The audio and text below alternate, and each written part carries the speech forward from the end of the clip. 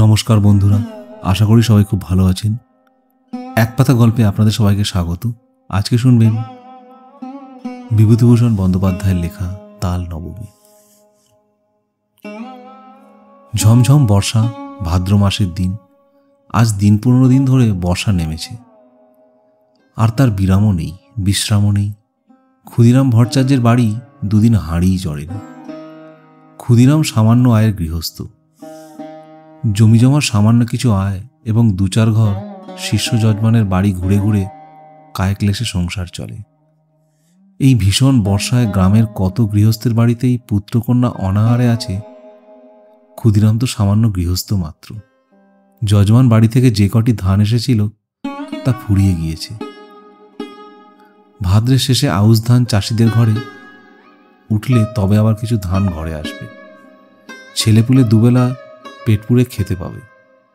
নেপাল ও গোপাল ক্ষুদিরামের 2 ছেলে। নেপালের বয়স 12, গোপালের 10।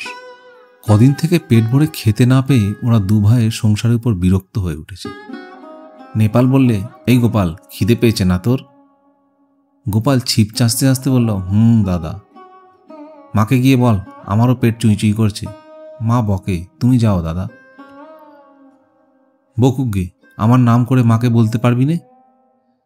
এমন সময় পাড়ার শিবু মারুজ্যের ছেলে চুনিকে আসতে দেখে নেপাল ডাকলে, ও চুনি, শুনে যা। চুনি বয়সে নেপালের চেয়ে বড়, অবস্থাপন্ন গৃহস্থের ছেলে, বেশ চেহারা। নেপালের ডাকে সে ওদের উঠোনের কাছে গিয়ে দাঁড়িয়ে বলল, কি, আয় না ভেতরে। না, যাব না, বেলা যাচ্ছে। আমি জটি পিসিমাদের বাড়ি যাচ্ছি, মা সেখানে রয়েছে কি না ডাকতে যাচ্ছি। কেন, তোর মা সেখানে যে? ওদের ডাল ভাঙতে গিয়েছে। তাল নবমীর বেদ তো আসছে মঙ্গলবার, ওদের বাড়ি লোকজন খাবে। সত্যি? তা জানিস নে বুঝি? আমাদের বাড়ি সবাইকে নেমন্তন্ন করবে, গায়েও বলবে, আমাদেরও করবে। সবাইকে যখন নেমন্তন্ন করবে, তোদের কি বাদ দেবে? চুনি চলে গেলে নেপাল ছোট ভাইটাকে বললে, আজ কি বার রে? তা তুই কি জানিস? আজ শুক্রবার বোধহয়, মঙ্গলবারের নেমন্তন্ন। গোপাল বললে, কি মজা না দাদা। চুপ করে থাক, তোর বুদ্ধিশুদ্ধি নেই। তাল নবমী বের তো তালের বড়া করে, তুই জানিস? গোপাল সেটা জানত না, কিন্তু দাদার মুখে শুনে খুশি হয়ে উঠল। সত্যিই তা যদি হয়, তবে সে সুখাদ্য খাওয়ার সম্ভাবনা বহু দূরবর্তী নয়, ঘনিয়ে এসেছে কাছে। আজ কি বার সে জানে না, সামনের মঙ্গলবার নিশ্চয়ই আর বেশি দেরি নেই।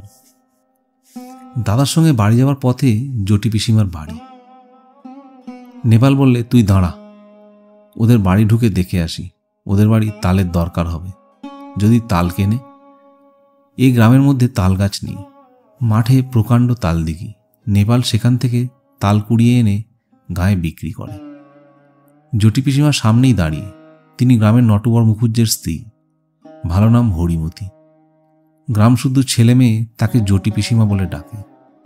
পিসিমা বললে, কি রে, তাল নেবে পিসিমা? হ্যাঁ, নেব বই কি, আমাদের দরকার হবে মঙ্গলবারে। ঠিক ওই সময় দাদার পিছু পিছু গোপালও এসে দাঁড়িয়েছে। জটি পিসিমা বললেন, পেছনে কে রে, গোপাল? তা সন্ধেবেলা 2 ভাই গিয়েছিলি কোথায়? নেপাল সলজ্জ মুখে বললে, মাছ ধরতে। পেলি? ওই 2টো পুঁটি আর একটা বেলে। তাহলে যাই পিসিমা। আচ্ছা, এসো গে বাবা, সন্ধে হয়ে গেল। অন্ধকারে চলাফেরা করা ভালো নয় বর্ষাকালে। জটি পিসিমা তাল সম্বন্ধে আর কোনো আগ্রহ দেখালেন না। তাল নবমীর ব্রত উপলক্ষে তাদের নিমন্ত্রণ করারও উল্লেখ করলেন না। যদিও দুজনেরই আশা ছিল হয়তো জটি পিসিমা তাদের দেখলেই নিমন্ত্রণ করবেন। এখন দরজার কাছে গিয়ে নেপাল আবার পেছন ফিরে জিজ্ঞেস করলে, তাল নেবে তাহলে? তাল? তা দিয়ে যেও বাবা। কটা করে পয়সায়? 2টো করে দিচ্ছি পিসিমা। তা নেবেন আপনি 3টে করেই নেবেন। বেশ কালো হেঁড়ে তাল তো, আমাদের তালের পিঠে হবে তাল নবমীর দিন। ভালো তাল চাই, মিশ কালো তাল পাবেন, দেখে নেবেন আপনি। গোপাল বাইরে এসে দাদাকে বলল, কবে তাল দিবি দাদা? কাল। তুই ওদের কাছে পয়সা নিস নে দাদা। নেপাল আশ্চর্য হয়ে বলল, কেন রে? তাহলে আমাদের নেমন্তন্ন করবে, দেখিস এখন। দূর, তা হয় না, আমি কষ্ট করে তাল কুড়োবো আর পয়সা নেব না। রাত্রে বৃষ্টি নামে, হুহু বদলার হাওয়া সেই সঙ্গে। পূব দিকে জানলার কপাটে দড়ি বাঁধা, হাওয়ায় দড়ি ছিঁড়ে সারা রাত খটখট শব্দ করে ঝড় বৃষ্টির দিনে। গোপালের ঘুম হয় না, তার যেন ভয় ভয় করে। সে শুয়ে শুয়ে ভাবছে, দাদা তাল যদি বিক্রি করে তবে ওরা আর নেমন্তন্ন করবে না। তা কখনো করে? খুব ভোরবেলা উঠে গোপাল দেখলে বাড়ির সবাই ঘুমিয়ে, কেউই তখনও ওঠেনি। রাত্রে বৃষ্টি থেমে গিয়েছে, সামান্য একটু টিপটিপ বৃষ্টি পড়ছে। গোপাল এক ছুটে চলে গেল গ্রামের সেই তাল দিঘির ধারে। মাঠে এক হাঁটু জল আর কাদা। গ্রামের উত্তরপাড়ার গণেশ কেওড়া লাঙল হাতে এই এত সকালে মাঠে যাচ্ছে। ওকে দেখে বললে, কি খোকা ঠাকুর, যাচ্ছ কনে এত ভোরে? তালকুড়ুতে দিঘির পাড়ে। বড্ড সাপের ভয় খোকা ঠাকুর, বর্ষাকালে ওখানে যেও না একা একা। গোপাল ভয়ে ভয়ে দিঘির তালপুকুরের তালের বনে ঢুকে তাল খুঁজতে লাগলো। বড় আর কালো কুচকুচে একটা মাত্র তাল প্রায় জলের ধারে পড়ে। সেটা কুড়িয়ে নিয়ে আসবার পথে আবার গোটা দিনে ছোট ছোট তাল পাওয়া গেল। ছেলে মানুষ, এত তাল বয়ে আনার সাধ্য নেই। দুটি মাত্র তাল নিয়ে সোজা একেবারে জটি পিসিমার বাড়ি হাজির। জটি পিসিমা সবেমাত্র সদর খুলে দোরগোড়ায় জলের ধারা দিচ্ছেন। ওকে এত সকালে দেখে তো অবাক হয়ে বললেন, কি রে খোকা?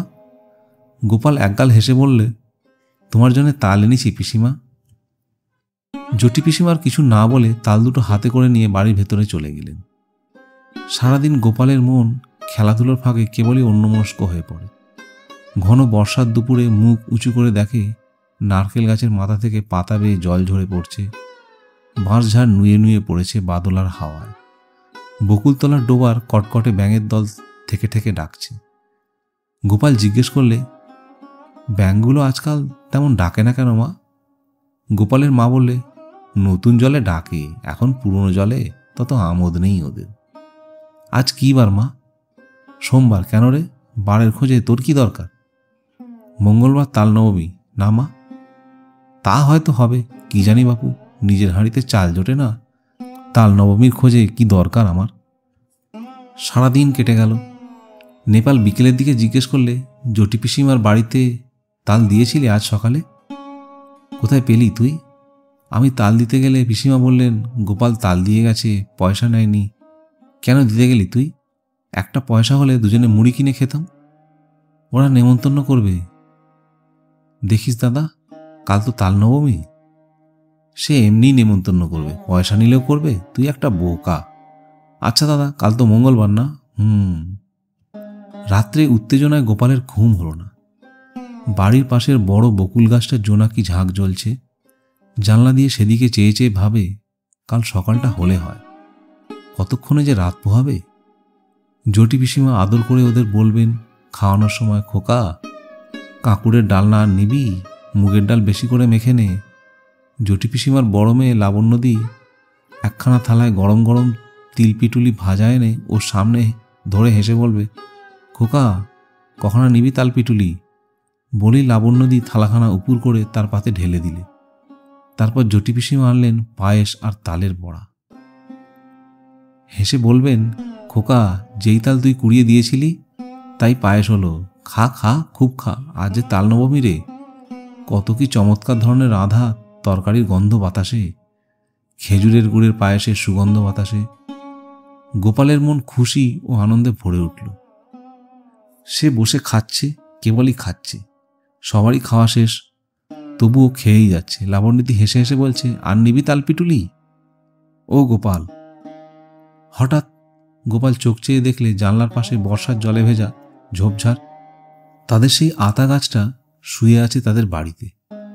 মার হাতের মৃদু ঠালায় ঘুম ভেঙেছে। মা পাশে দাঁড়িয়ে বলছেন, ওঠ ওঠ, বেলা হয়েছে কত, মেঘ করে আছে তাই বোঝা যাচ্ছে না। বোকার মতো ফ্যাল ফ্যাল করে মায়ের মুখের দিকে চেয়ে রইল। আজ কি বার মা? মঙ্গলবার। তাও তো বটে, আজই তো তাল নবমী। ঘুমের মধ্যে ওসব কি হিজিবিজি স্বপ্ন দেখছিলিস? বেলা আরও বাড়ল। ঘন মেঘাচ্ছন্ন বর্ষার দিনে যদিও বোঝা গেল না বেলা কতটা হয়েছে। গোপাল দরজার সামনে একটা কাঠের গুঁড়ির ওপর ঠায় বসে রইল। বৃষ্টি নেই একটুও, মেঘ জমকালো আকাশ। বাদলের সজল হাওয়ায় গা শিরশির করে। গোপাল আশায় আশায় বসে রইল বটে, কিন্তু কই, পিসিমাদের বাড়ি থেকে কেউ তো নেমন্তন্ন করতে এলো না। অনেক বেলায় তাদের পাড়ার জগবন্দী চক্রবর্তী তার ছেলে মেয়ে নিয়ে সামনের পথ দিয়ে কোথায় যেন চলেছেন। তাদের পেছনে রাখাল রায় ও তাদের ছেলে শানু, তার পেছনে কালীবর বাণুজ্যের বড় ছেলে পাঁচু আর ওপাড়ার হরেন। গোপাল ভাবলে, এরা যায় কোথায়? এই দলটি চলে যাওয়ার পর কিছু পরে বুড়ো নবীন ভট্টাচার্য ও তার ছোট ভাই দিনু একসঙ্গে একপাল ছেলে মেয়ে নিয়ে চলেছে। দিনু ভট্টাচার্যের ছেলে কুড়োরাম ওকে দেখে বললে, এখানে বসে কেন রে, যাবি নে? গোপাল বললে, কোথায় যাচ্ছিস তোরা? জটি পিসিমাদের বাড়ি তালনবমীর নেমন্তন্ন খেতে করেনি তোদের? ওরা বেছে বেছে বলেছে কি না, সবাইকে তো বলেনি। গোপাল হঠাৎ রাগে অভিমানে যেন দিশাহারা হয়ে গেল। রেগে দাঁড়িয়ে উঠে বললে, কেন করবে না? আমাদেরও নেমন্তন্ন, আমরা এরপরে যাব। রাগ করবার মতো কি কথা সে বলেছে বুঝতে না পেরে কুড়োরাম অবাক হয়ে বলল, বারে, তাও তো রাগ করিস কেন, কি হয়েছে? ওরা চলে যাবার সঙ্গে সঙ্গে গোপালের চোখে জল এসে পড়ল, বোধহয় সংসারের অবিচার দেখেই।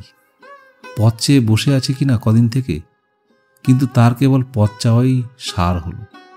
তার সজল ঝাপসা দৃষ্টির সামনে পাড়ার হাড়ু, হিতেন, দেবেন, গুটকে তাদের বাপ কাকাদের সঙ্গে একে একে তার বাড়ির সামনে দিয়ে জটি পিসিমাদের বাড়ির দিকে চলে গেল।